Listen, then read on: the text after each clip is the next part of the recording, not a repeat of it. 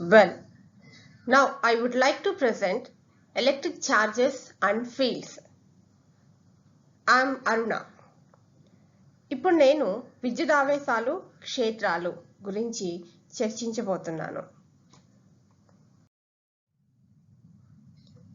ఇవి ఇప్పుడు నేను చర్చించబోయే విషయాలు. These are the topics which I would like to present you now.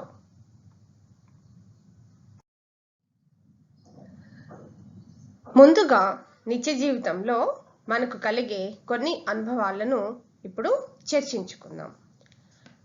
Synthetic వస్త్రాలను కానీ లేదా స్వెటర్లను కానీ పట్టుకున్నప్పుడు వాటి నుండి కొన్ని స్ఫులింగాలను స్పార్కిల్స్ని చూడడం, చిటపట ధ్వనులు వినడం జరుగుతూ ఉంటుంది.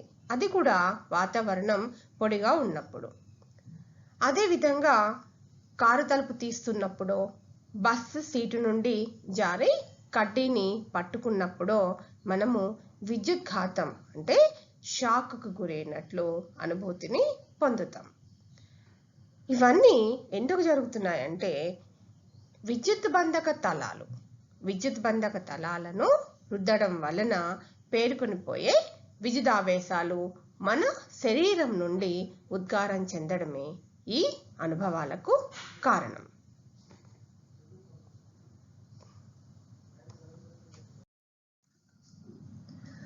Before going into the topic, I would like to talk about some day-to-day illustrations. All of us have the experience of seeing a spark or hearing a crackle when we take off our synthetic clothes, particularly in dry weather. We also experience a sensation of an electric shock, either while opening the door of a car or holding the iron bar of a bus after sliding from our seat. The reason for these experiences is discharge of electric charges through our body which were accumulated due to rubbing of insulating surfaces. ముందుగా మనము కొన్ని basic విషయాలను నేర్చుకుందాం. మనకు తెలుసు పదార్థము కొన్ని ప్రాథమిక కణాలతో నిర్మితమై ఉంటుందని. ఆ ప్రాథమిక కణాలు ఏంటంటే ఎలక్ట్రాన్లు, ప్రోటాన్లు మరియు న్యూట్రాన్లు. ఈ ప్రాథమిక కణాలు కొంత ద్రవ్యరాశిని కలిగి ఉంటాయి. కొంత ద్రవ్యరాశిని కలిగి ఉండడం వల్ల ఇవి ఒకదానితో ఇంకొకటి గురుత్వాకర్షణ బలాలతో ఆకర్షించబడి ఉంటాయి. We know that matter is made up of elementary particles called electrons, protons and neutrons. Because of their masses, they attract each other by gravitational forces.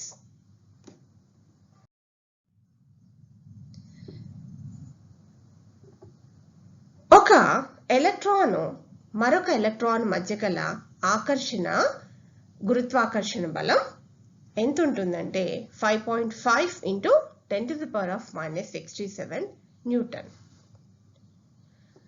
అదేవిధంగా ఒక ఎలక్ట్రాన్ మరొక ఎలక్ట్రాన్ కొంత బలంతో, ఎంత బలం అంటే 2.3 into 10⁻⁻24 న్యూటన్ అనే బలంతో వికర్షిస్తూ ఉంటుంది.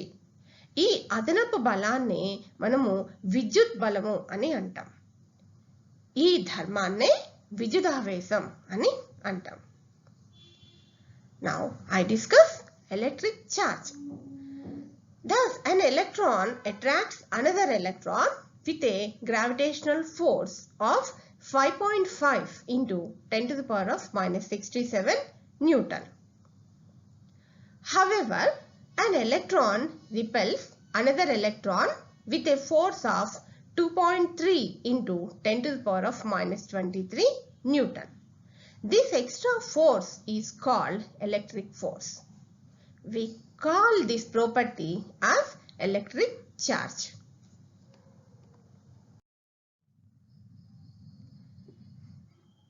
So, స్థిరంగా ఉండే విద్యుదావేశాల గురించి మరియు వాటి మధ్య పనిచేసే బలాలను గురించి చర్చించేదే ఇప్పుడు మనము చర్చిస్తున్న స్థిర విద్యుత్ శాస్త్రము. The electrostatics is the study of electric charges at rest and the force between them and the fields associated with them. Now, I add some more illustrations to support our topic. నేను ఇప్పుడు మరికొన్ని ఉదాహరణలు, కొన్ని ప్రయోగాలను ఇప్పుడు నేను చర్చించబోతున్నాను. Suppose ఇక్కడ మనము 2 గాజు కడ్డీలను తీసుకుందాం. ఈ గాజు కడ్డీలని సిల్క్ క్లాత్ తో మనం రుద్ది వీటిని ఒకదాని వద్దకు ఇంకొకటి తీసుకొని వస్తే ఆ 2 గాజు కడ్డీలు వికర్షించుకోవడం మనకు కనబడుతుంది. If 2 glass rods rubbed with silk cloth and brought close to each other, we observe that the 2 glass rods repel each other. I will explain why this happens.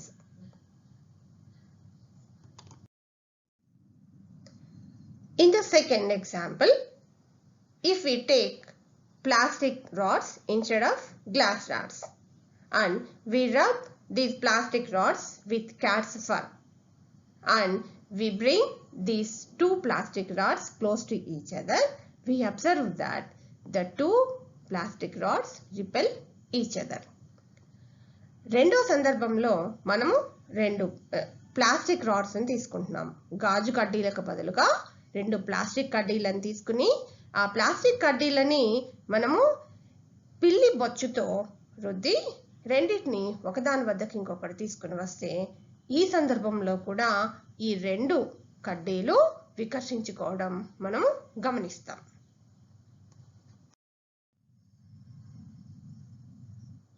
And మూడో సందర్భంలో మనము ఒక గ్లాస్ రాడ్ను అదేవిధంగా ఒక ప్లాస్టిక్ రాడ్ను మనం తీసుకుని ఈ గాజు కడ్డీనేమో సిల్క్ క్లాత్తో ప్లాస్టిక్ కడ్డీని పిల్లి బొచ్చుతో రుద్ది ఈ రెండిటిని ఒకదాని వద్దకు ఇంకొకటి తీసుకొని వస్తే ఈ 2 ఒకదాన్నొకటి ఆకర్షించుకోవడం మనం గమనిస్తాం. In the third scenario, we take a glass rod rubbed with silk cloth and another rod that is made up of plastic, and we rub the plastic rod with cat's fur. If we bring these 2 rods close to each other, then we observe that these 2 rods attract each other. Why this happens? Now I will explain you.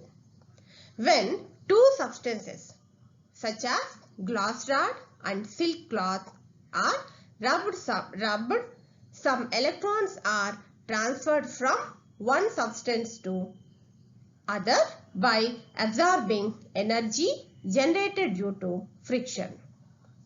The substance, that is glass rod, losing electrons is said to have acquired positive charge, and the substance, that is silk cloth, absorb electrons having acquired negative charge. పదార్థాలను విద్యుదీకరించే ప్రక్రియలో మనము పదార్థాల నుండి ఎలక్ట్రాన్లను తొలగించడం లేదా పదార్థానికి ఎలక్ట్రాన్లను అందించడం జరుగుతుంది. గాజు కడ్డీ సిల్క్ క్లాత్ను ఒకదానితో ఒకటి రుద్దినప్పుడు గాజు కడ్డీ ఎలక్ట్రాన్లను కోల్పోయి ధనావేశపూరితం అవుతుంది. అదేవిధంగా సిల్క్ క్లాత్ ఎలక్ట్రాన్లను పొంది రుణావేశపూరితం అవుతుంది. సో ఇక్కడ విద్యుద్బంధక తలాలను రుద్దడం వల్ల పేర్కొని పోయే విద్యుదావేశాలు ఉద్గారం వలన స్థిర విద్యుత్ ఉత్పత్తి జరుగుతుంది. Electrification or charging of a body can be done by rubbing the surfaces of uncharged bodies.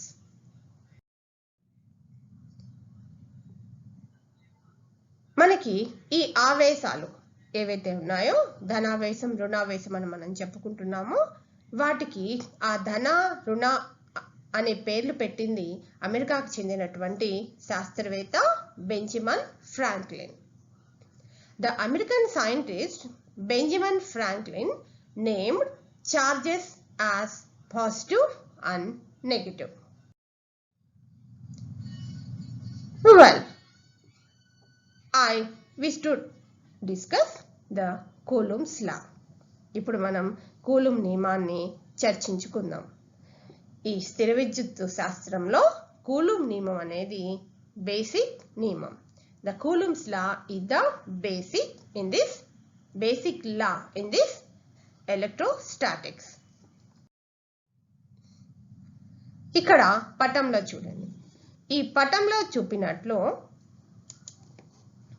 so here in this figure we have two charges, that is Q1 and Q2 are 2 point charges, and these 2 point charges separated by a distance r. ఇక్కడ ఈ పటంలో మనకి ఏం కనపడుతుందంటే రెండు బిందు ఆవేశాలు, Q1 అనే ఒక బిందు ఆవేశం, Q2 అనే ఇంకొక బిందు ఆవేశం. ఈ రెండు బిందు ఆవేశాలు ఒకదానితో ఒకటి r అనే దూరంలో సెపరేట్ చేయబడి ఉన్నాయి. ఓకే, ఇలా ఉన్నప్పుడు మనకి ఈ ఆవేశాల మధ్య కొంత బలము, అది ఆకర్షణ బలం కావచ్చు లేదా వికర్షణ బలం కావచ్చు. ఈ బల పరిమాణం ఆకర్షణ లేదా వికర్షణ బల పరిమాణం ఎప్పుడూ కూడా ఈ ఆవేశాల యొక్క లబ్ధానికి అనులోమానుపాతంలో ఉంటుంది అని చెప్తారు. సో అంటే మనం దాన్ని మ్యాథమెటికల్గా ఎట్లా రాస్తాము? F is proportional to Q1 Q2. అదే విధంగా ఈ రెండు ఒకదానితో ఒకటి ఉంచిన దూరం r ఉంది కదా, ఈ బల పరిమాణం అనేది వీటి మధ్య దూరం యొక్క వర్గానికి విలోమానుపాతంలో ఉంటుంది, which implies F is proportional to 1/r². So here we have two charges and the force of attraction or repulsion between these two charges is directly proportional to Q1 Q2, and the force is inversely proportional to square of the distance between these two charges, that is F is proportional to 1/r². and ఇంకొక condition ఏంటంటే ఈ బల పరిమాణం అనేది పరిసరాల మీద ఆధారపడదు. Here F is independent of the surroundings. By clubbing all the above conditions, and we write the equation as F is proportional to Q1 Q2 by r². ఈ పైన ఉన్న కండిషన్స్ అన్నిటినీ మనము ఒక సమీకరణ రూపంలో కనుక రాసినట్లయితే మనకి ఈ సమీకరణం వస్తుంది. ఏంటది? F is proportional to Q1 Q2 by r². మనం ఇక్కడ ఎప్పుడు కూడా ప్రపోర్షనాలిటీని ఉంచాం. We remove this proportionality and we equate these two terms, that is F is equal to K into Q1 Q2 by r². ఇక్కడ ఈ K అనేది ఒక అనుపాత స్థిరాంకం. Here K is a proportionality constant and the value of K is 1/4πε0. ఇక్కడ ఈ అనుపాత స్థిరాంకమైన K విలువ ఎంత అంటే 1/4πε0. Now the equation is F is equal to 1/4πε0 into Q1 Q2 by r². ఇక్కడ ఈ సమీకరణంలో ఈ ε0 అనేది పర్మిటివిటీ, స్వేచ్ఛాంతరాళంలో పర్మిటివిటీ అని అంటాం. దాని విలువ 8.854 into 10⁻⁻12 coulomb square per Newton per meter square. This ε0 value, ε0 is called permittivity in free space. The value of ε0 is 8.854 into 10⁻⁻12 coulomb square per Newton per meter square. And now this value, that is 1/4πε0 value, is equal to 9 into 10⁹ Newton meter square per coulomb square. So now we substitute this value in this equation, we get F is equal to 9 into 10 to the power of 9 Q1 Q2 by R square Newton, and the vector form of this equation is F is equal to 9 into 10 to the power of 9 Q1 Q2 by R cube into R cap Newtons. So ఇక్కడ మనకి ఈ coulomb నియమం ప్రకారం మనకి రెండు ఆవేశాల మధ్య పనిచేసే బల పరిమాణం ఎంత వచ్చింది?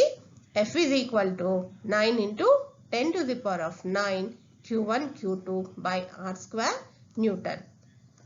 దీన్ని సదిశ రూపంలో కనుక మనం రాసినట్లయితే అదే ఎట్లా వస్తుందంటే F is equal to 9 into 10 to the power of 9 Q1 Q2 by R cube into R cap Newton. This is Coulomb's law. ఇప్పుడు మనము విద్యుత్ క్షేత్రం గురించి తెలుసుకుందాం. ఒక బిందు ఆవేశం చుట్టూ కొంత పరిధి మేర వ్యాపించి ఉండే ఆవేశ పరిమాణాన్నే విద్యుత్ క్షేత్రం అని అంటాం. Now we will discuss electric field. The space around an electric charge which influence a force on another charge brought into that space is called electric field. రెండు కంటే ఎక్కువ ఆవేశాలు ఉన్నాయి అనుకుందాం. ఆ సందర్భంలో వాటి మధ్య పనిచేసే ఫలిత బల పరిమాణం అధ్యారోపణ సూత్రం ప్రకారం మనం ఎట్లా రాయొచ్చు అంటే F is equal to F1 plus F2 plus F3 plus so on. If the charges are more than 2, then according to the superposition principle, the resultant force on first charge is a vector sum of individual forces. That is, F is equal to F1 plus F2 plus F3 plus so on. Now, here we will discuss another definition, that is intensity of electric field. ఇప్పుడు మనము విద్యుత్ క్షేత్ర తీవ్రత లేదా ప్రేరణ గురించి మనం discuss చేద్దాం. The force experienced by a unit positive charge brought into an electric field is called intensity of electric field. ఒక విద్యుత్ క్షేత్ర పరిధిలోనికి వేరొక ఆవేశాన్ని తీసుకుని వస్తే ఆ ఆవేశంపై పనిచేసే ఆకర్షణ లేదా వికర్షణ బల పరిమాణాన్నే విద్యుత్ క్షేత్ర తీవ్రత అని అంటాం. ఈ విద్యుత్ క్షేత్ర తీవ్రతను మనం క్యాపిటల్ E తో సూచిస్తాం. Here we represent the intensity of electric field with capital E, and the unit for electric field, intensity of electric field is Newton per Coulomb, and the equation for this is E is equal to 1 by 4 pi epsilon naught into Q by R square, and also we can write this as E is equal to F by Q. ఈ విద్యుత్ క్షేత్ర తీవ్రత లేదా విద్యుత్ క్షేత్ర ప్రేరణ E is equal to 1 by 4 pi epsilon naught into Q by R square. అదే లేదా దీన్ని మనం ఇలా కూడా రాయొచ్చు, E is equal to F by Q.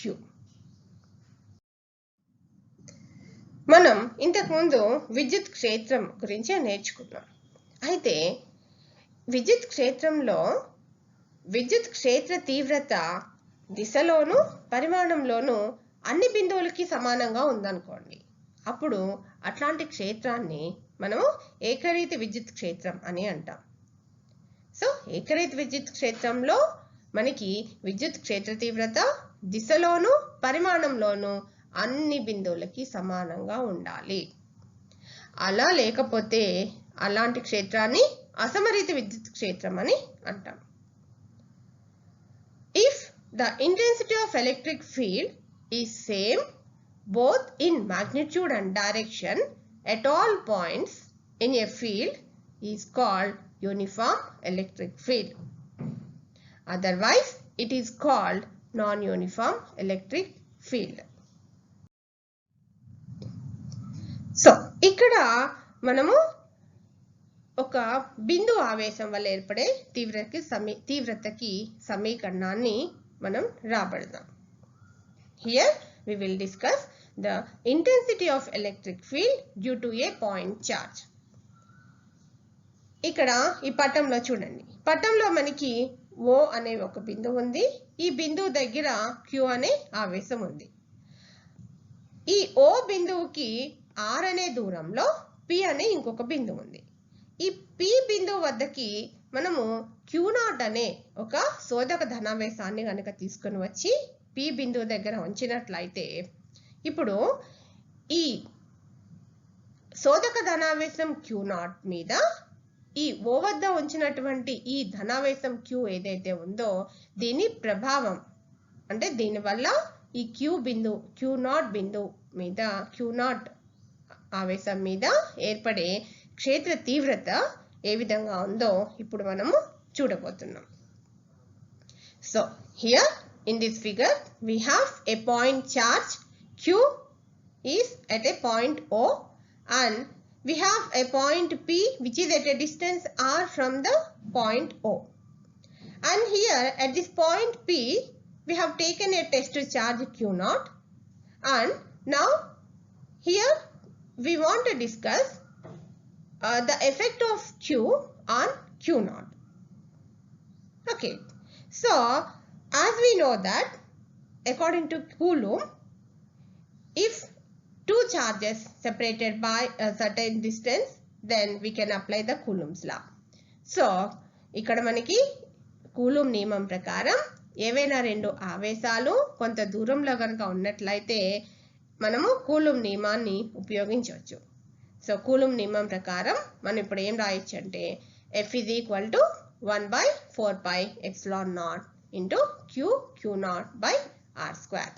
So according to Coulomb, we can write the force between these two charges is F is equal to 1 by 4 pi epsilon naught into Q0 by R square. But from the definition of electric field, we have E is equal to F by Q. So here we substitute the F value and we get E is equal to 1 by 4 pi epsilon naught into Q by R square. మనకి విద్యుత్ క్షేత్ర తీవ్రత నిర్వచనం ప్రకారం మనకి ఏం రాయొచ్చు E is equal to F by Q అని మనం రాస్తాం. సో ఇక్కడ ఈ F విలువని మనము ప్రతిక్షేపించుకున్నట్లయితే మనకి ఈ క్షేత్ర తీవ్రతకి సమీకరణం ఏమొస్తుంది E is equal to 1 by 4 pi epsilon naught into Q by R square. ఇది ఈ బిందు ఆవేశం వల్ల ఏర్పడే క్షేత్ర తీవ్రత.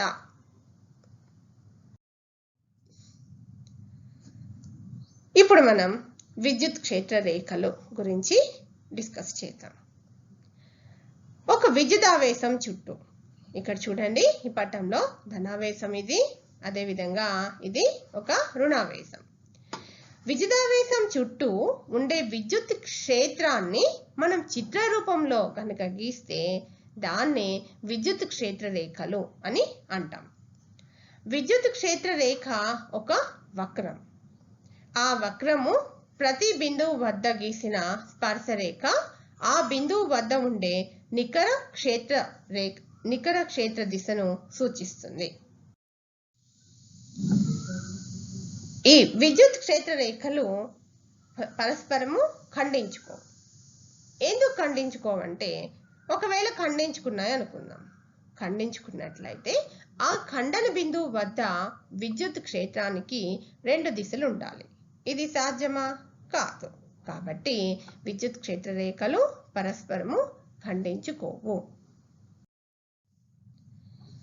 Electric field lines. An imaginary line drawn around a charge is called electric field line. Electric field line is a curve drawn in such a way that tangent at each point on the curve gives the direction of electric field at that point. The electric field lines do not intersect each other. If they intersect each other, then at that intersecting point, the electric field should have two different directions, which is not possible. So, electric field lines do not intersect each other. So, these are the electric field lines. So, ఇవి విద్యుత్ క్షేత్ర రేఖలు. ఇప్పుడు మనము ఇంకొక definition చూద్దాం. అది విద్యుత్ ద్విధ్రువం. రెండు సమాన వ్యతిరేకము అయిన ఆవేశాలను కొంత దూరంలో గనక అమర్చినట్లయితే ఆ అమరికనే మనము విద్యుత్ ద్విధ్రువం అని అంటాం. ఇక్కడ ఈ పటంలో మనకి -q ఆవేశం, ఈ +q ఆవేశం, ఈ రెండు ఆవేశాలు కొంత దూరం, ఎంత దూరంలో 2a అనే దూరంలో అమర్చబడ్డాయి. అయితే ఈ -q ఆవేశం నుండి ఈ +q ఆవేశానికి తీసుకున్న దిశనే మనము ద్విధ్రువం యొక్క దిశ అని అంటాం. అదేవిధంగా ఈ -q నుండి +q స్థానాలకు మధ్య ఉండే బిందువు, ఇక్కడ నేను ఫిగర్లో పటంలో చూపిస్తున్నాను చూడండి, ఈ మధ్య బిందువుని మనము ద్విధ్రువం యొక్క కేంద్రం, ద్విధ్రువ కేంద్రం అని అంటాం. Electric dipole. An electric dipole is a pair of equal and opposite charges separated by a certain distance. The direction from -q to +q is said to be the direction of the dipole. The midpoint between, that is here, the midpoint between -q and +q is called the center of the dipole. ద్విధ్రువ భ్రామకం.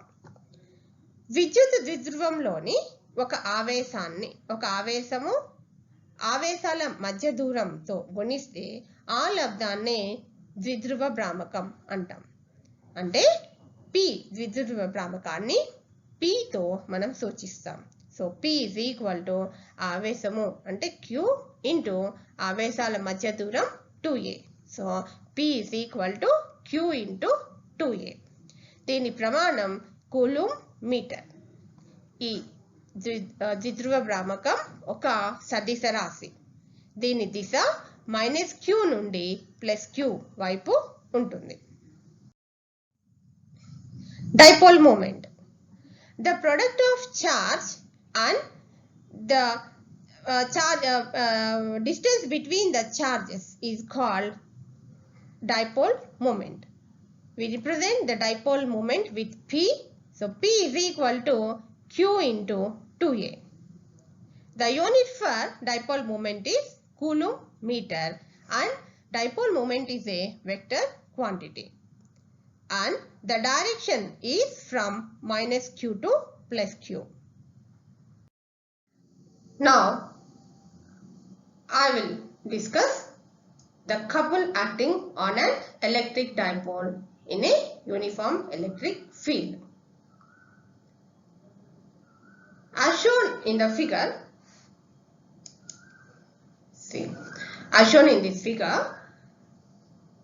consider an electric dipole consisting of charges +q and -q of length 2a placed in a uniform electric field.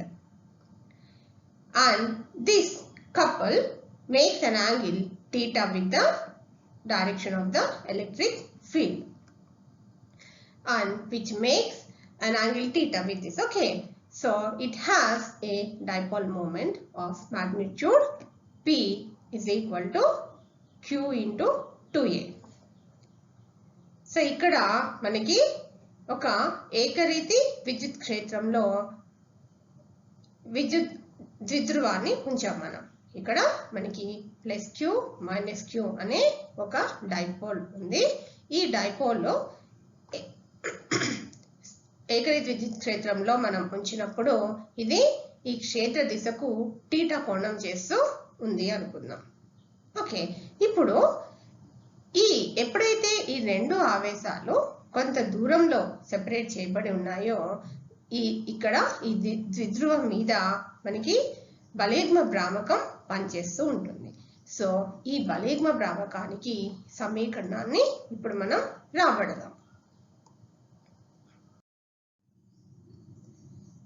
Now, the force exerted on plus q charge by the field is F is equal to Q into E. It is along the field.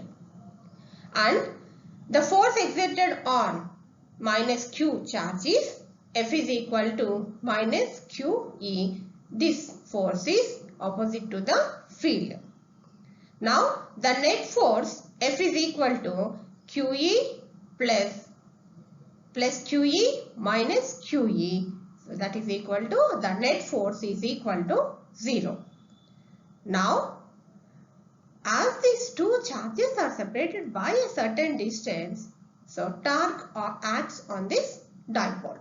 So now we define the torque like this. The torque is equal to force into perpendicular distance between the two forces.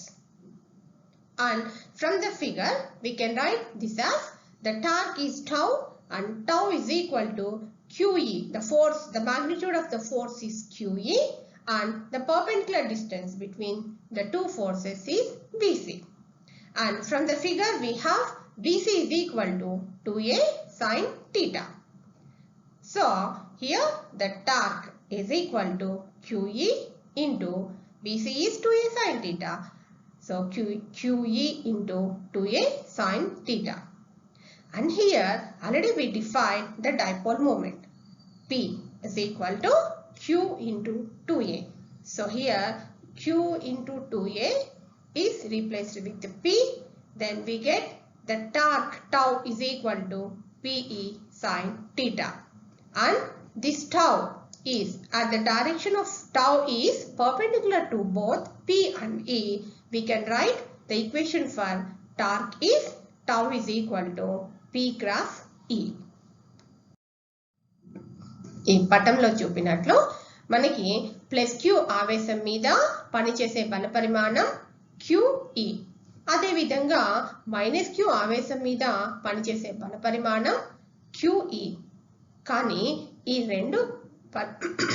రెండు ఆవేశాల మీద పనిచేసే బలము పరిమాణంలో సమానంగా ఉంది, కానీ దిశలో వ్యతిరేకంగా ఉంది. చూడండి, ఇక్కడ ఈ ప్లస్ Q ఆవేశం మీద పనిచేసే బలమేమో క్షేత్ర దిశలో ఉంది. ఓకేనా? అదే విధంగా మైనస్ Q ఆవేశం మీద పనిచేసే బల పరిమాణం క్షేత్రానికి వ్యతిరేక దిశలో ఉంది. ఓకే, సో కాబట్టి ఇక్కడ నికర బలం ఏమవుతుంది అంటే plus Q minus plus EQ minus EQ. So నికర బలం ఏమవుతుంది అంటే 0 అవుతుంది. కానీ ఇక్కడ ఈ రెండు ఆవేశాలు ఒకదానితో ఒకటి 2a అనే దూరంలో ఉన్నాయి. కాబట్టి ఈ డైపోల్ మీద మనకి టార్క్ బలయుగ్మ భ్రామకం పనిచేస్తుంది. ఓకే, సో ఈ బలయుగ్మ భ్రామకాన్ని మనము ఎట్లా నిర్వచించుకున్నాము? బలయుగ్మ భ్రామకాన్ని టౌ ఇస్ ఈక్వల్, దీన్ని మనం టౌతో సూచిస్తాము. So tau is equal to బలము ఇంటూ బలాల మధ్య లంబ దూరము. ఓకేనా? సో ఈ ఫిగర్ నుంచి, ఈ పటం నుంచి మనము ఏ విధంగా రాస్తున్నామంటే టార్క్ ఇస్ ఈక్వల్ టు, అంటే టార్క్ అంటే టౌ ఇస్ ఈక్వల్ టు బల పరిమాణం ఎంత QE ఇంటూ బలాల మధ్య లంబ దూరము అంటే BC.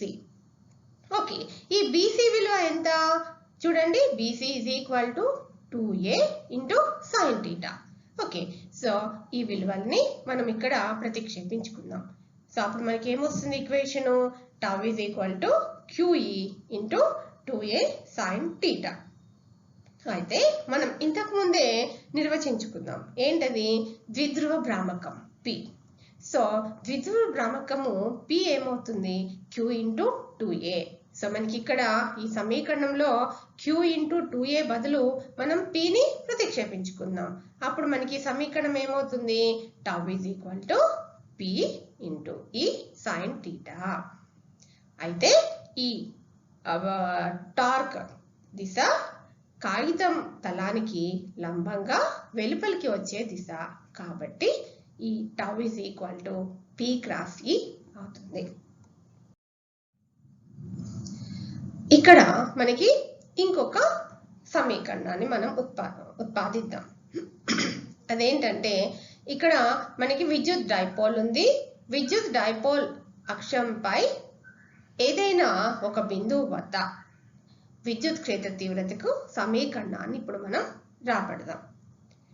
Now we will derive the electric field at an axial point of an electric dipole. See here we have a dipole plus Q and minus Q forms a dipole, and O is the center of this dipole, and the distance between these two is 2a, and we have a point P which is at a distance r from the O on the axis of this dipole. Okay, here our aim is to find out the electric field on the net electric field on P due to this positive charge and due to this negative charge. ఇక్కడ మనకి పటంలో చూపినట్లు -q plus q అనేది ఒక dipole ద్విధ్రువం. ఈ ద్విధ్రువం యొక్క మధ్య బిందువు O అనుకుందాం. దీని పొడవు ఎంత అనుకుంటున్నాము? 2a. అయితే ఇక్కడ ఈ ద్విధ్రువం అక్షం మీద P అనే ఒక బిందువుని తీసుకుందాం. ఈ P బిందువు Oకి ఎంత దూరంలో ఉంది? O అంటే ద్విధ్రువం యొక్క మధ్య బిందువు అనుకున్నాం కదా. ఈ మధ్య బిందువు నుంచి R అనే దూరంలో P అనే ఒక బిందువుని తీసుకుంటున్నాము దీని యొక్క అక్షం మీద. ఇప్పుడు మన ఉద్దేశం ఏంటి అంటే ఈ P బిందువు వద్ద ఈ ద్విధ్రువం వల్ల ఏర్పడుతున్నటువంటి నికర విద్యుత్ క్షేత్ర తీవ్రత ఎంత ఉంటుందో మనము ఇప్పుడు కనుక్కోబోతున్నాం. Now, the electric field due to the charge minus Q at point P is E minus Q is equal to 1 by 4 pi epsilon naught into Q by R plus A whole square into P cap. And this E minus Q acts towards left. And here we have the P cap. P cap is a unit vector which acts along the dipole axis from minus Q to plus Q. And the electric field due to plus Q charge at P is E plus Q is equal to 1 by 4 pi epsilon naught into Q by R minus A whole square into P cap. And this E plus Q acts towards right side. Okay, now the resultant electric field at the point P is E plus Q plus E minus Q, and substitute these two equations in this equation. We get this equation, that is E axial is equal to, that is electric field on the axial line at the point P is equal to Q by 4 pi epsilon naught into 4AR by R square minus A square whole square into P cap. And here we again substitute the dipole moment value, that is P is equal to Q into 2A. So here we substitute the P in this equation, then we get the equation is 1 by 4 pi epsilon naught into 2PR by R square minus A square whole square into P cap. But here if we compare the R, that is the distance from O to P is R, okay, and the distance between O and Q is A. If R is far greater than A, then a square can be neglected compared to r square. So we get the final equation as E axial is equal to 1 by 4 pi epsilon naught into 2p by r cube into p cap. So this is the equation for an electric dipole. We placed a point P on the axial point, axis of the dipole. మనము ఇంతకు ముందే చర్చించుకున్నాం పటం నుండి మనకి q ఆవేశం వల్ల P బిందువు వద్ద విద్యుత్ క్షేత్ర తీవ్రత ఎంత ఉంటుంది?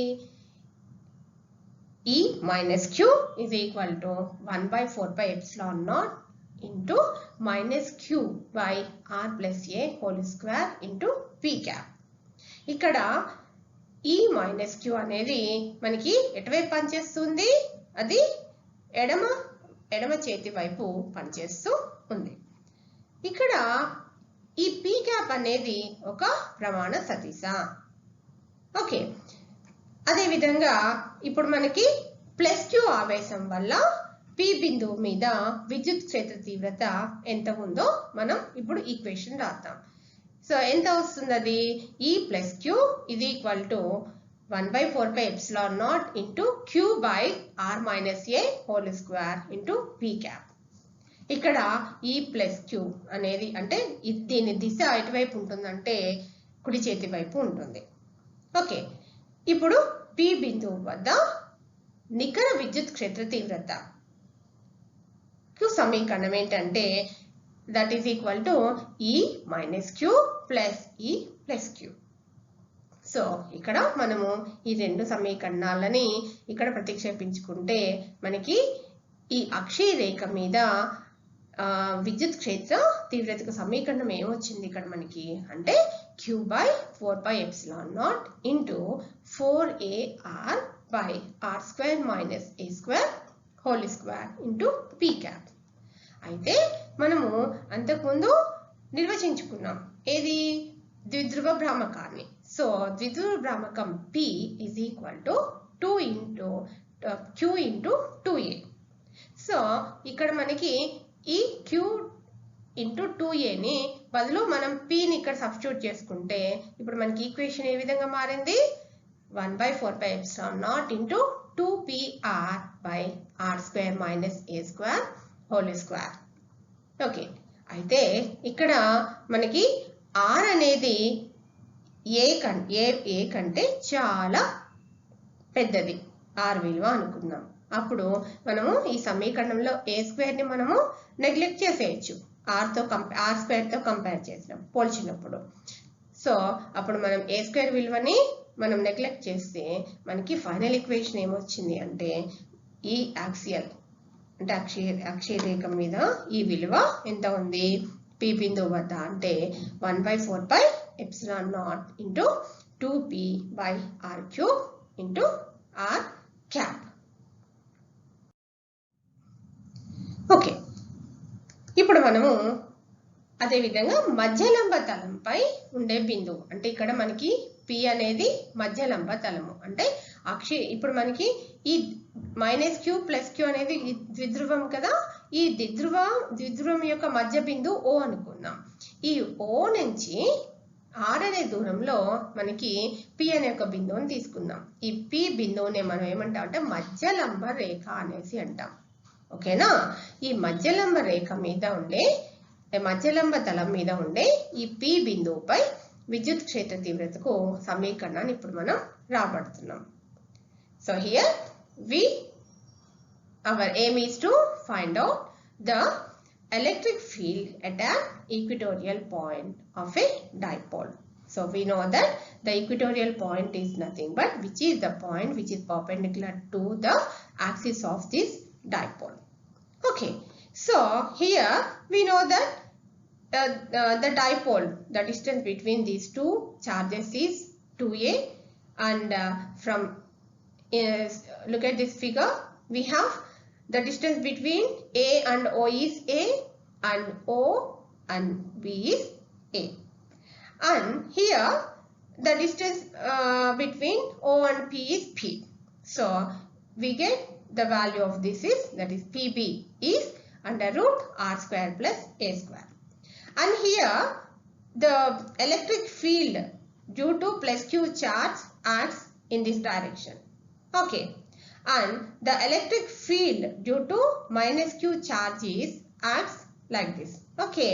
Now this is the equivalent, this is the net electric field. Okay, now here our aim is to find out the net electric field at this point P. ఇక్కడ మనకి పటంలో విద్యుత్ ద్విధ్రువం దూరం ఎంత, ఈ రెండు ఆవేశాల మధ్య దూరం 2a అనుకుందాం.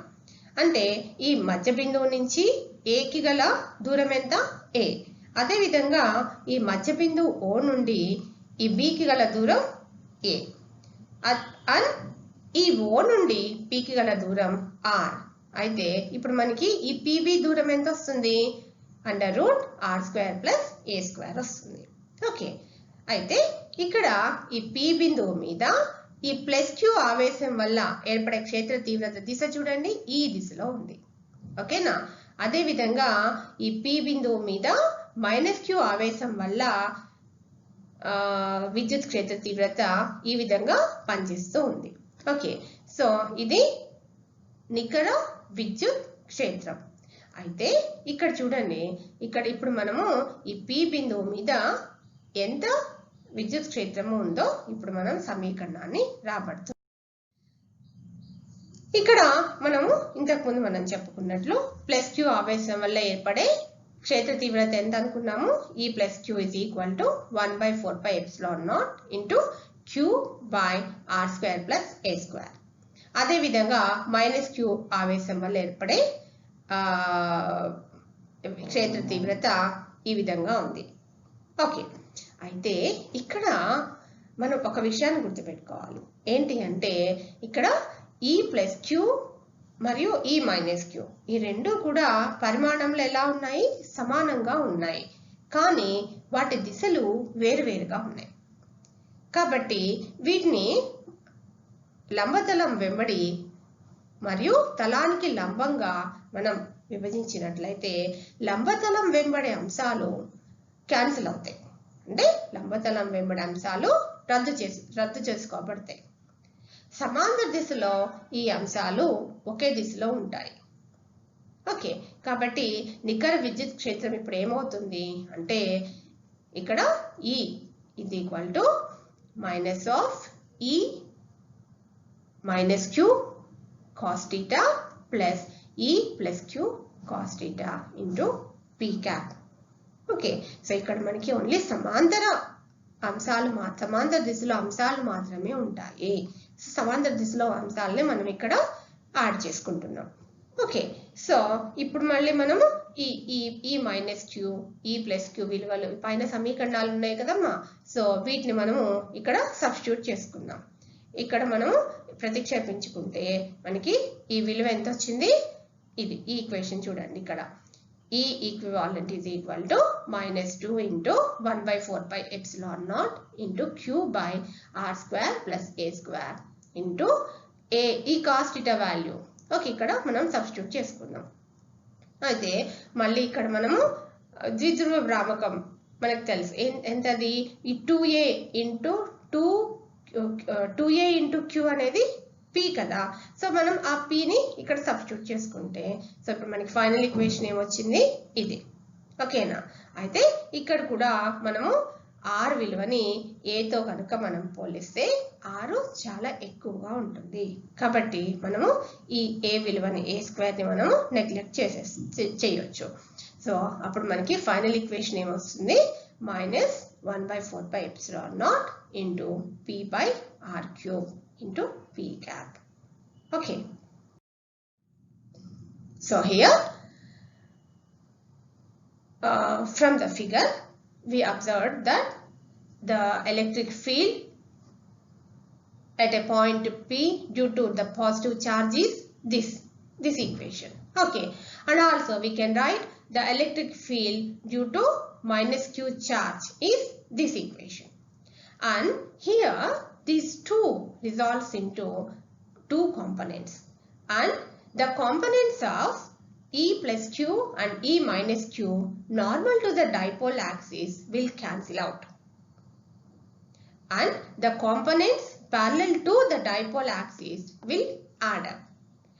Therefore, the net electric field is equal to E plus Q cos theta plus E minus Q cos theta.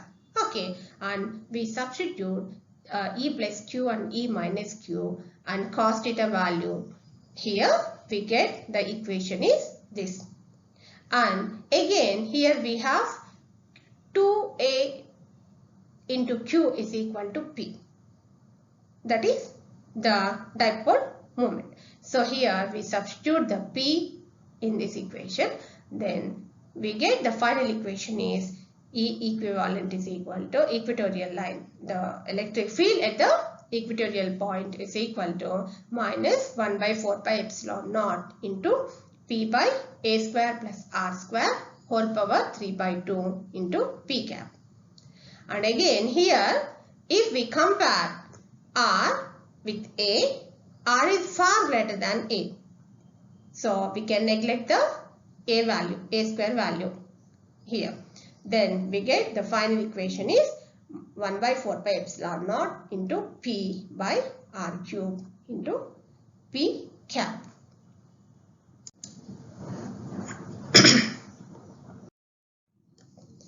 Okay, ఇప్పుడు మనము విద్యుత్ అభివాహం మనం గురించి డిస్కస్ చేద్దాం. ఈ పటంలో చూడండి, ఇక్కడ ఈ పటంలో ఒక చిన్న ఉపరితల వైశాల్య మూలకం ఏంటది డెల్టా ఎస్. ఓకే, ఈ డెల్టా ఎస్ ని ఇది ఈ అనేది విద్యుత్ క్షేత్ర తీవ్రత. ఓకే, ఈ డెల్టా ఎస్ అంటే వైశాల్య మూలకము ఈ విద్యుత్ క్షేత్ర దిశకు లంబంగా ఉండేటట్లు ఒక బిందువు వద్ద ఉంచినట్లయితే దాని ద్వారా పోయే క్షేత్ర రేఖలు సంఖ్య ఎంత ఉంటుందంటే ఈ డాట్ డిఎస్ అంటే ఈ వైశాల్య మూలకము విద్యుత్ క్షేత్ర దిశకు లంబంగా ఉంచినట్లయితే దీని గుండా పోయే ఈ క్షేత్ర రేఖల సంఖ్య ఈ డాట్ డిఎస్ కి అనులోమానుపాతంలో ఉంటుంది. సపోజ్ ఇక్కడ ఈ వైశాల్య మూలకాన్ని మనము కొంత కోణంతో కనుక మనం వంచామనుకోండి, ఈ రెండో పటం చూడండి, ఇక్కడ మనం టీటా అనే కోణంతో వంచామనుకోండి, అప్పుడు మనకి ఏమవుతుందంటే ఈకి లంబంగా ఉండే వైశాల్య మూలకం ఏమవుతుంది delta s into cos theta అవుతుంది. ఓకే, ఇక్కడ మనము విద్యుత్ అభివాహం అనే ఒక టర్మ్ని మళ్ళీ మనము నిర్వచించుకుందాం. ఏంటంటే అది ఒక విద్యుత్ క్షేత్రంలో ఏదైనా బిందువు వద్ద క్షేత్రానికి లంబంగా ఉంచిన ఏకాంక వైశాల్యాన్ని దాటే క్షేత్ర రేఖల సంఖ్యను విద్యుత్ అభివాహం అని అంటాం. సో ఈ విద్యుత్ అభివాహాన్ని మనం మ్యాథమెటికల్ గా ఎట్లా రాస్తామంటే delta phi is equal to E dot delta S, that is equal to ఇది బిందు లబ్దం. సో మనం దీన్ని ఎలా రాయొచ్చు E DS cos theta, that is E delta S cos theta. ఇక్కడ ఈ టీటా ఉంది కదా, ఈ టీటా అనేది ఈ మరియు వైశాల్య మూలకం డెల్టా ఎస్ మధ్య గల కోణం.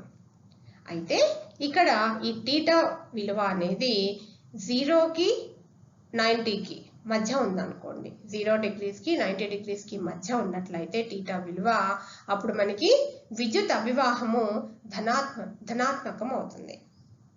అదేవిధంగా ఈ టీటా విలువ 90 డిగ్రీస్కి 270 డిగ్రీస్కి కనుక మధ్యలో ఉన్నట్లయితే అప్పుడు మనకి విద్యుత్ అభివాహం రుణాత్మకం అవుతుంది. So here now we will discuss the electric flux phi. Here we place a small planar element delta S normal to E at a point, the number of field lines crossing it is proportional to E dot delta S. Suppose if we tilt this area element by an angle theta, then the area element normal to E is delta S cos theta. Now we will define the electric flux. The electric flux delta phi to an area element delta S is defined as the number of field lines passing through the given area and normal to the area. So mathematically we can write this as delta phi is equal to E dot delta S. So this is here E dot delta S, and we can write this as E delta S cos theta. Here this theta is the angle between E and delta S, and suppose if theta, the value of theta lies between 0 and 90, then the electric flux is positive. If theta lies between 90 to 270, then the electric flux is negative. Now we will discuss Gauss law. Gauss law is very important in our electrostatics. Here the total electric flux through any closed surface is equal to 1 by epsilon naught times the net charge enclosed by the surface. Mathematically we write the Gauss law like this, that is closed integral E dot ds is equal to q by epsilon naught. ఇప్పుడు మనం gas నియమాన్ని నిర్వచించుకుందాం. ఈ gas నియమానికి ఈ స్థిర విద్యుత్ శాస్త్రంలో చాలా ప్రాముఖ్యత ఉంది. ఓకే, సో అదేంటో ఫస్ట్ మనం చూద్దాం. ఏదైనా ఒక సంవృత వలయం నుండి బయటికి వచ్చే మొత్తం విద్యుత్ అభివాహం ఆ సంవృత తలంలో గల మొత్తం ఆవేశానికి 1 by ఎప్సిలాన్ నాట్ రెట్లు ఉంటుంది. దీన్ని మనం మ్యాథమెటికల్ కనుక రాసినట్లయితే ఈక్వేషన్ ఎట్లా ఉంటుందంటే closed integral E dot ds is equal to q by epsilon naught. ఇప్పుడు మనము ఈ గాస్ నియమం అనువర్తనాలు ఏంటో చూద్దాం. ఈ గాస్ నియమము సంవృత తల ఆకారము పరిమాణంతో సంబంధం లేకుండా అన్ని సంవృత తలాలకు వర్తిస్తుంది. ఓకే, అదే విధంగా ఇక్కడ మనకి ప్లస్ క్యూ ఉంది కదా, ఈ ప్లస్ క్యూ, ఈ క్యూ క్యాపిటల్ క్యూ ఉంది కదా, ఈ క్యాపిటల్ క్యూ అనేది గాసియం తలంలో గల అన్ని ఆవేశాల బీజీయ మొత్తానికి సమానం. అదే విధంగా గాసియం తలము వెలుపల గల ఆవేశాలు గాసియం తలం నుండి వెలువడే మొత్తం విద్యుత్ అభివాహంపై ఏ విధమైన ప్రభావాన్ని చూపవు. అదే విధంగా ఈ గాస్ నియమము కొంత సౌష్ఠవం ఉన్న వ్యవస్థల స్థిర విద్యుత్ క్షేత్రాల గణనకు ఉపయోగపడుతుంది. ఇవి ఈ గాస్ నియమం యొక్క అనువర్తనాలు. Applications of gas law. Gauss law is applicable for any closed surface of any shape and size, and the charge may be located at any point inside the surface. It is often useful in the electric fields due to symmetric charge distribution. And the Gauss law is applicable for stationary and also moving charges. Gauss law is useful in calculating the electric intensity and potential due to charge distributions. So, ఇప్పటి వరకు మనం చర్చించుకున్న ఈ lesson లో మనకి general గా వచ్చే కొన్ని ప్రశ్నల్ని ఇక్కడ నేను పొందుపరిచాను. ఓకే, సో మీరు ఈ వీటికి ఆన్సర్లు రాయడానికి ట్రై చేయండి. అండ్ అదే విధంగా ఈ టాపిక్ లో మనకి ఉండే అతి స్వల్ప సమాధాన ప్రశ్నలు ఇవి వీటిని కూడా మీరు ఆన్సర్ చేయడానికి ప్రయత్నించండి. I hope you understand what we discussed now, and these are the model questions in this unit. You try to answer these questions. And these are the very short answer type questions. You answer these questions also. Thank you. Be safe with distance. భౌతిక దూరం పాటిస్తూ క్షేమంగా ఉందాం. Thank you.